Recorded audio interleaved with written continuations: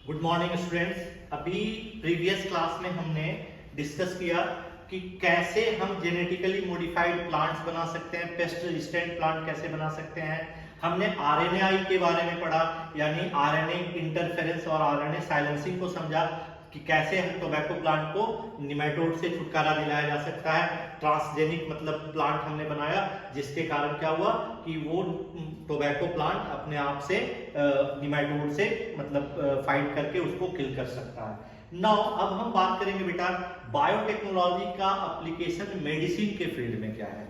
क्या बायोटेक्नोलॉजी को मेडिसिन के फील्ड में भी अप्लाई किया जा सकता है? तो आंसर इज डेफिनेटली यस। और इसका बेस्ट एग्जांपल है जेनेटिकली इंजीनियर्ड इंसुलिन। अब आप सभी को पता होगा इंसुलिन कहां से इंसुलिन हमारी बॉडी में कहां से आता है। तो insulin is produced by beta cells. कहां से आता है बेटा? Beta cells of pancreas. कौन बनाता है? बीटा सेल्स ऑफ पैंक्रियाज बनाता है। और क्यों जरूरी है ये? तो ये ग्लूकोज के मेटाबॉलिज्म के लिए बहुत ही जरूरी है। ये किसके लिए जरूरी है? ग्लूकोज के मेटाबॉलिज्म के लिए बहुत ही जरूरी एक हार्मोन है। इंसुलिन इज अ हार्मोन जो किसके द्वारा प्रोड्यूस हो रहा है? बीटा सेल्स ऑफ पैंक्रियाज से हो रहा है। और ये काम क्या कर रहा है? तो ग्लूकोज मेटाबॉलिज्म में हेल्प कर रहा है। यानी इंसुलिन क्या करता है? सेल्स में जो ग्लूकोज की एंट्री है, यानी सेल के द्वारा जो ग्लूकोज का यूज हो रहा है उसको इंक्रीज कर देता है और ग्लूकोज का कंजप्शन सेल के द्वारा बढ़ा देता है, जिसके कारण क्या होता है? ग्लूकोज का लेवल ब्लड में मेंटेन रहता है।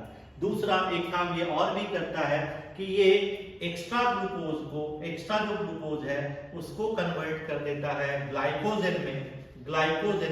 और ये ग्लाइकोजन लीवर में जाकर के स्टोर हो जाता है, लीवर के अंदर जाकर के ये स्टोर हो जाता है।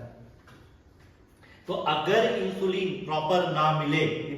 प्रॉपर ना मिले किसी भी कारण से, अगर हमारे बॉडी के बीटा सेल्स, पैंक्रियाज के beta cells proper insulin form नहीं कर पाए तो क्या होती है? एक डिजीज होती है, that disease is called diabetes. तो डायबिटीज होती है।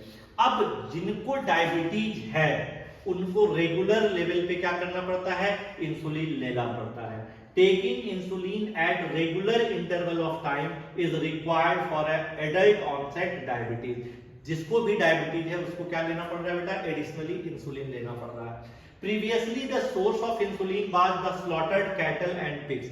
अभी तक, अब तो चलो बायोटेक्नोलॉजी का यूज होकर के इंसुलिन बनाया जाने लगा, कैसे बनाया जा रहा है ये हम अभी पढ़ेंगे। लेकिन उससे पहले ये कहां से आ रहा था? तो कैटल्स को किल करके उनके पैंक्रियाज से, पिग्स के पैंक्रियाज से ये इंसुलिन निकाली जा रही थी।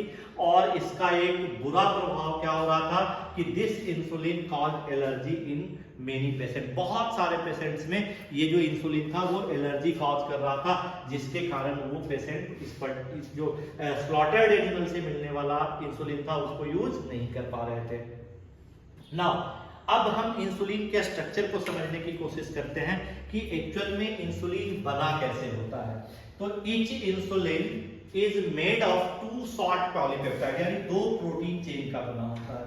जो इंसुलिन है वो 2 प्रोटीन चेन का बना हुआ होता है।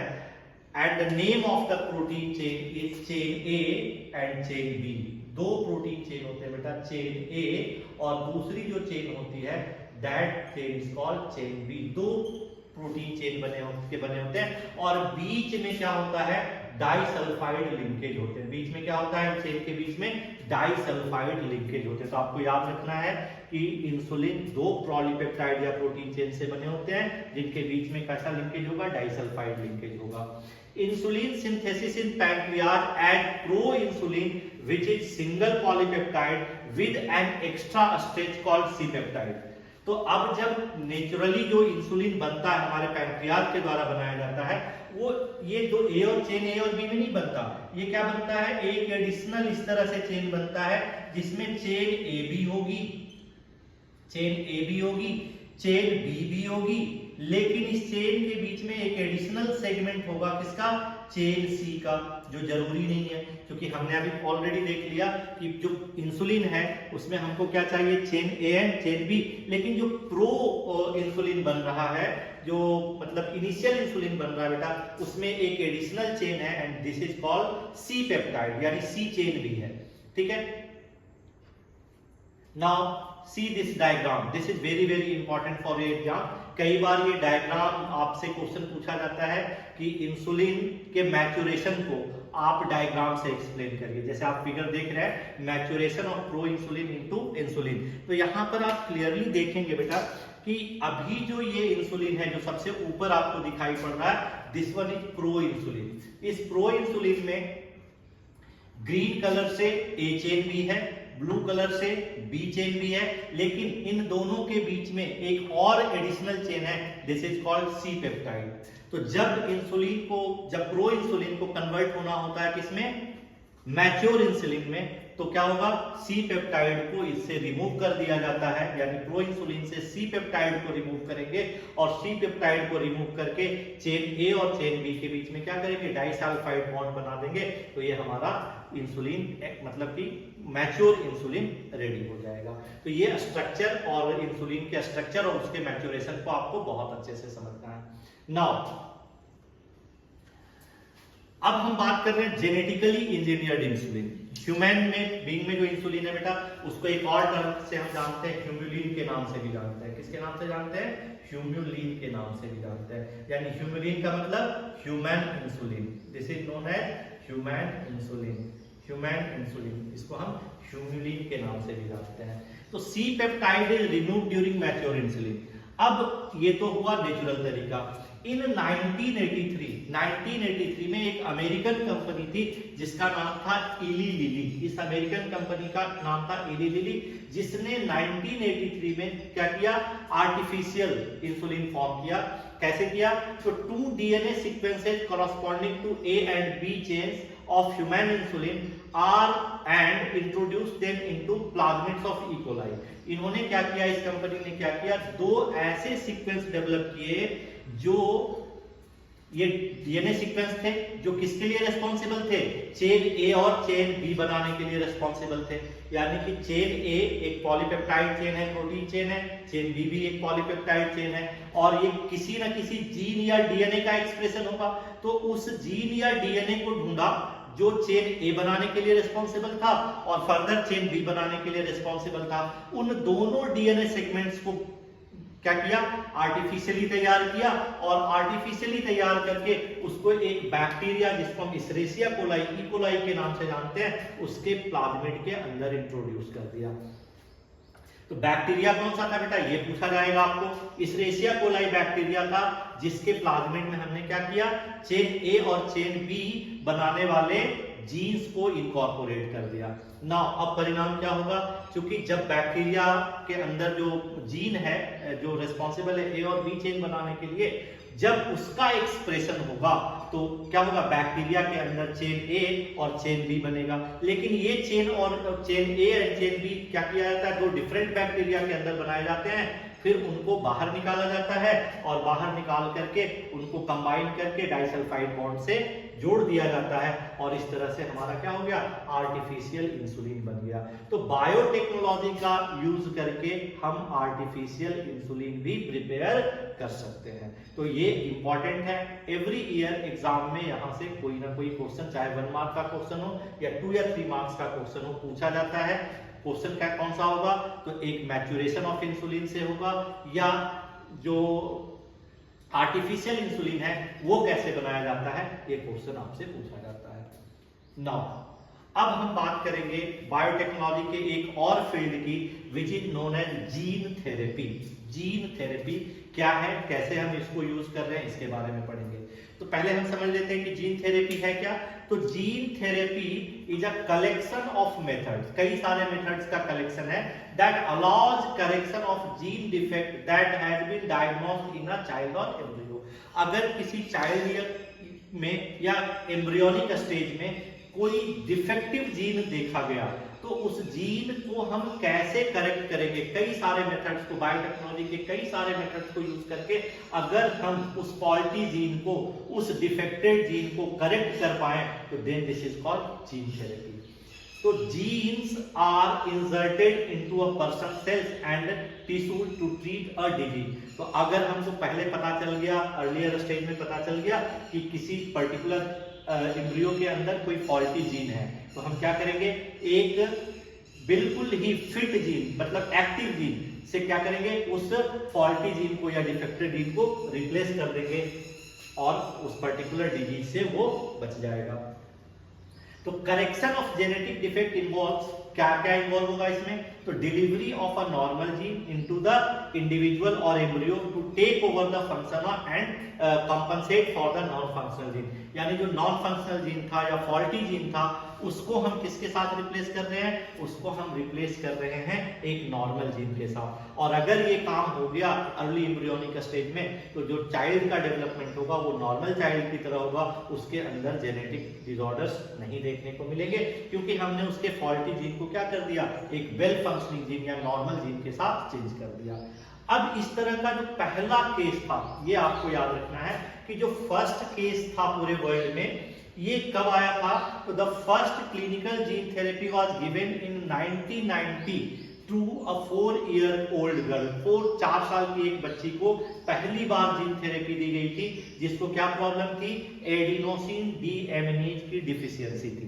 एडिनोसिन डीएमिनेज की डिफिशियंसी थी।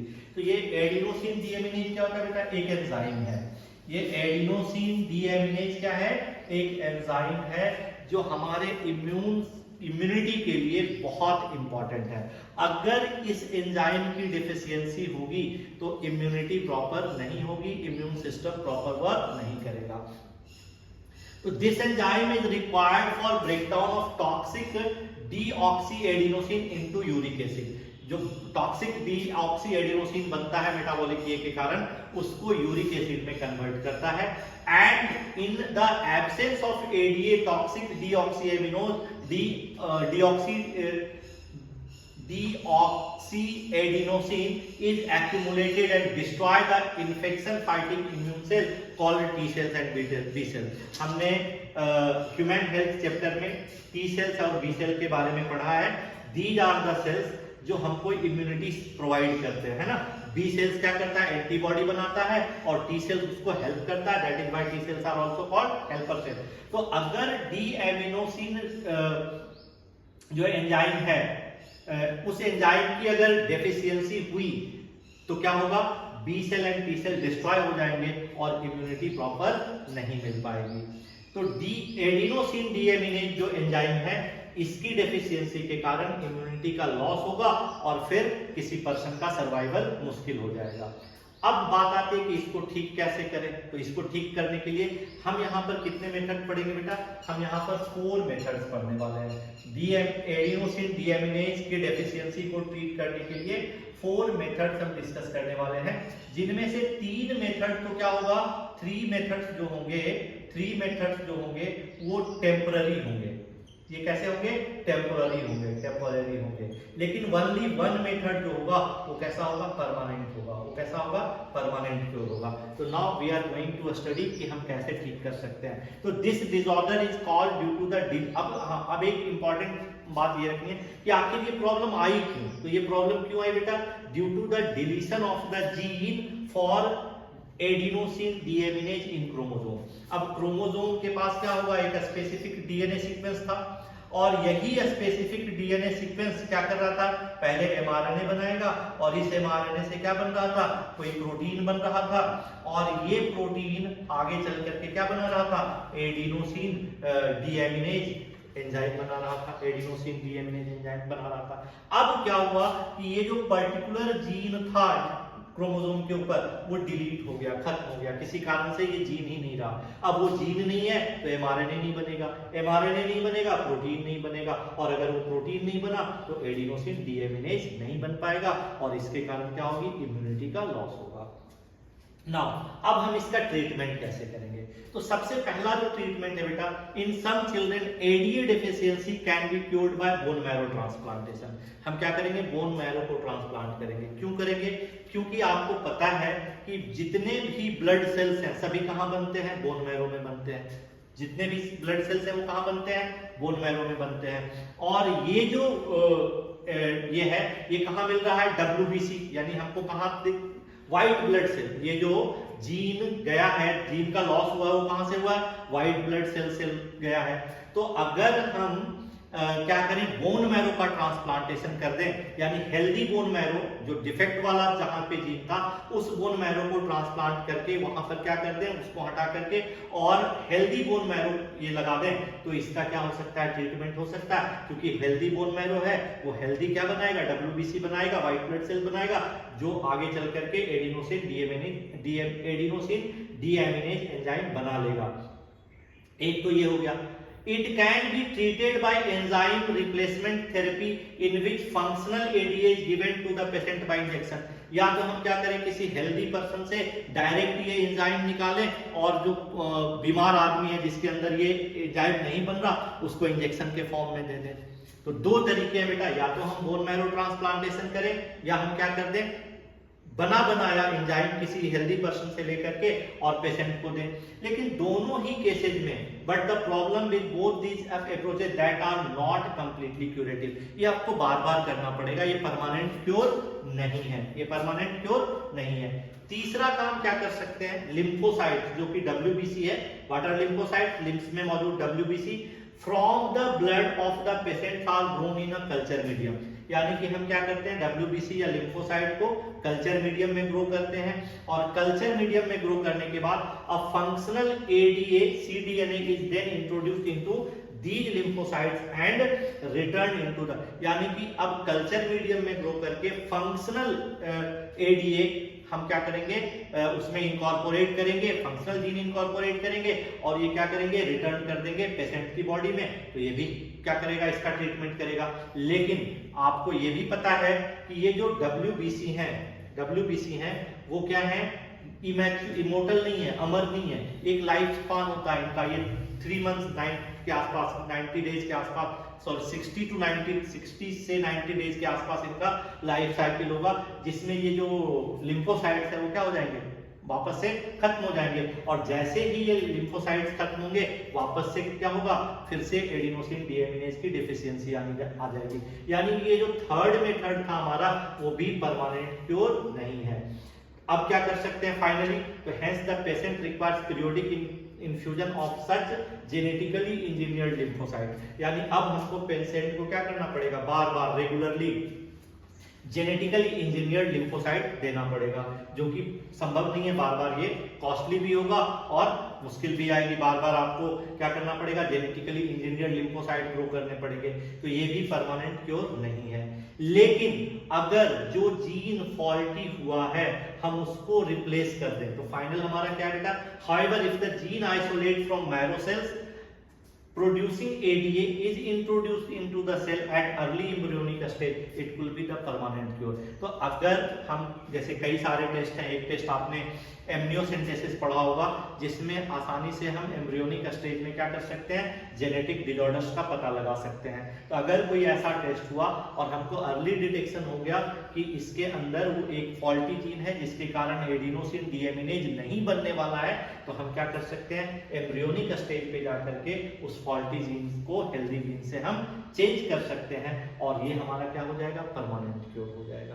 तो यहाँ पर जो क्वेश्चन पूछा जाता है बेटा, ये पूछा जाता है what is adenosine deaminase deficiency, ये क्या है, इसका कंसिक्वेंसेज क्या होगा, बैड इफेक्ट्स क्या होंगे, और इसको कैसे ठीक किया जा सकता है, यानी ट्रीटमेंट क्या क्या होगा। तो देयर आर 4 पॉसिबल ट्रीटमेंट। हमने 4 पॉसिबल ट्रीटमेंट पढ़े।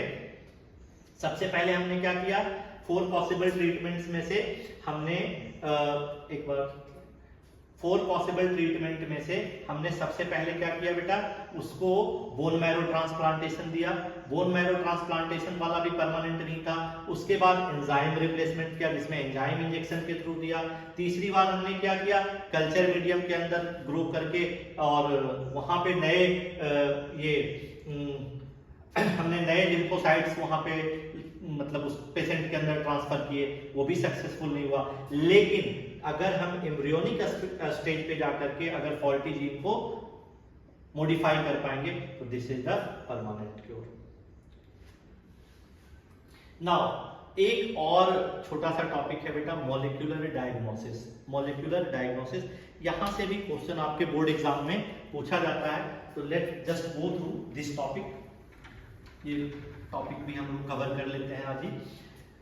तो for effective treatment of a disease, early diagnosis and understanding its pathophysiology is very important. अगर किसी को कोई डिजीज है तो जितनी जल्दी डिटेक्ट हो जाएगी उतना आसान होगा उसका ट्रीटमेंट करने में, पैथोजन के नेचर को समझ पाने में उतनी ही हमको आसानी होगी और उसके अकॉर्डिंग हम उसका ट्रीटमेंट कर सकते हैं। लेकिन आज की डेट में जो ट्रेडिशनल मेथड है हमको डिजीज को डायग्नोस करने का, जैसे हम ब्लड टेस्ट करते हैं या यूरिन टेस्ट करते हैं, यहाँ पर अर्ली डिटेक्शन पॉसिबल नहीं है। तो अर्ली डिटेक्शन पॉसिबल नहीं है तो डिजीज अर्ली डिटेक्ट नहीं हो पाती और इसलिए उसका ट्रीटमेंट भी सही तरीके से नहीं हो पाता या लेट होता है, जिसके कारण पेशेंट की जान को खतरा होता है। नाउ अगर हम बायोटेक्नोलॉजी को यूज करें किसके लिए, डायग्नोसिस के लिए, तो हमको आश्चर्यजनक परिणाम मिल सकते हैं, बेहद ही सक्सेसफुल रिजल्ट्स मिल सकते हैं।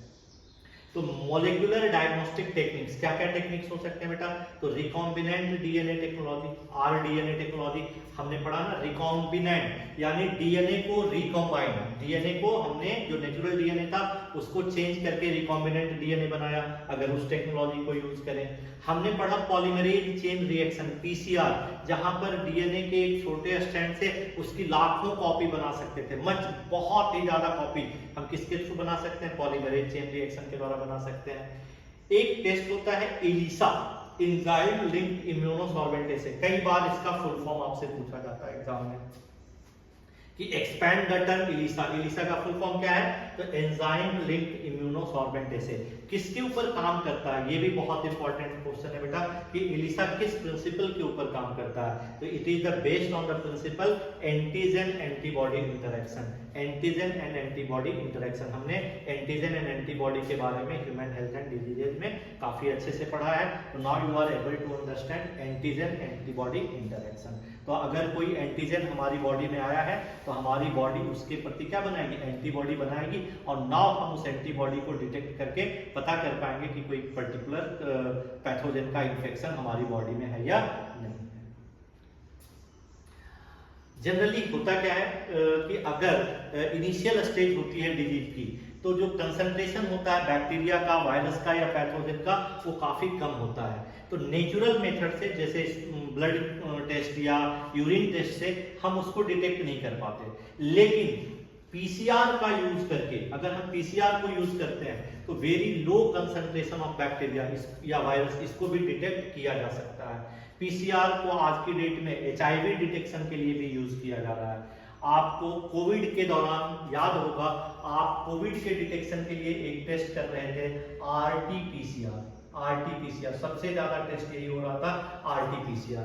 तो आरटी क्या है बेटा, रिवर्स ट्रांसक्रिप्शन। आरटी क्या है, रिवर्स ट्रांसक्रिप्शन। ट्रांसक्रिप्शन क्या है, डीएनए से आरएनए का बनना, डीएनए से आरएनए का बनना क्या है, ट्रांसक्रिप्शन। लेकिन अगर आरएनए से डीएनए बनाया जाए तो, अगर आरएनए से डीएनए बनाया जाए तो इस प्रोसेस का क्या है, उल्टा, this process is called transcription.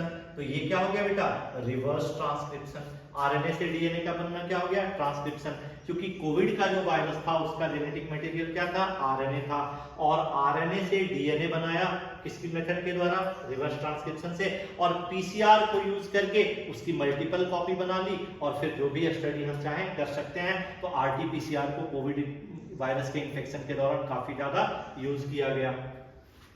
It is being used to detect mutation in genes in suspected cancer patient to, यानी इसको पीसीआर को हम कहां यूज कर सकते हैं, कैंसर पेशेंट के कैंसर पेशेंट में भी जो सस्पेक्टेड पेशेंट है कि जिनको कैंसर की संभावना है, तो उनमें कैंसर के अर्ली डिटेक्शन के लिए यूज कर सकते हैं। आप सभी को पता होगा कि कैंसर के कई सारे स्टेजेज होते हैं, अगर अर्ली स्टेज में कैंसर का पता चल जाए तो ट्रीटमेंट बहुत आसान है, लेकिन लास्ट स्टेज में कैंसर का ट्रीटमेंट क्या हो जाता है, मुश्किल हो जाता है। तो अगर हम पीसीआर को यूज करें तो अर्ली स्टेज में हम क्या कर सकते हैं, कैंसर का भी जल्दी पता लगा सकते हैं। It is a powerful technique to identify many other genetic disorder. तो ये जो मॉलिक्यूलर डायग्नोस्टिक्स है बेटा, ये कई सारे जेनेटिक डिसऑर्डर्स का पता लगाने के लिए भी क्या है, इंपॉर्टेंट है। नाउ ये कैसे किया जाता है, थोड़ी सी बहुत ज्यादा डिटेल में आपको टेक्निक्स नहीं पढ़नी है, but you have some knowledge, कुछ तो आपको पता होना चाहिए कि ये टेक्निक कैसे काम करती है। तो क्या किया जाता है, अ सिंगल स्ट्रैंडेड डीएनए या RNA tagged with radio active molecule, जिसको हम प्रोब के नाम से जानते हैं, यानी डीएनए जनरली डबल स्ट्रैंडेड होता है, हम क्या करेंगे, एक सिंगल स्ट्रैंडेड डीएनए या आरएनए बनाएंगे और इसके बेस में क्या करेंगे, रेडियो एक्टिव, यानी रेडियो एक्टिविटी आपको पता होगा कि जनरली क्या होते हैं, आइसोटोप, कई सारे एलिमेंट्स के आइसोटोप होते हैं। तो रेडियो एक्टिव एलिमेंट्स जहां पे होगा, जैसे नाइट्रोजन में नाइट्रोजन के 2 आइसोटोप होते हैं 14 और 15 वाले, उनको यूज करके क्या करेंगे, हम रेडियो एक्टिव प्रोब बनाएंगे और इसको हाइब्रिडाइज कराएंगे। हाइब्रिडाइज का मतलब इसकी कॉपी बनाएंगे, हाइब्रिडाइज कराएंगे और इसको अलाउ करेंगे कहां पे, कि ये नॉर्मल जो डीएनए स्ट्रैंड है उसके साथ क्या कर सके, पेयर, क्योंकि ये हमने इसी डीएनए से बनाया है, तो ये इसके जो बेस सीक्वेंस होंगे ये इसके कॉम्प्लीमेंट्री होंगे। लेकिन अगर म्यूटेशन हुआ होगा, अगर यहां पर क्या हो गया, म्यूटेशन हुआ होगा, तो ये जो प्रोब होंगे वो वहां पर जाकर के जुड़ नहीं पाएंगे, वो अटैच नहीं हो पाएंगे, और इसको हम डिटेक्ट कर सकते हैं by using a technique that is called auto radiography. तो प्रोब्स को हम यूज करके आसानी से पता लगा सकते हैं कि कहीं डीएनए में कोई म्यूटेशन तो हुआ है या नहीं हुआ है। The clone having mutated is unable to make complementary bonding to of probe, एक प्रोब के साथ कॉम्प्लीमेंट्री बॉन्डिंग नहीं बना पाएगा, hence not appear in the photographic film because the probe will not have the complementarity with the mutated gene, यानी gene में जो mutation हुआ है उसको हम डिटेक्ट कर पाएंगे किसके द्वारा, मॉलिक्यूलर डायग्नोसिस के द्वारा, और आसानी से हम म्यूटेशन का भी पता लगा सकते हैं।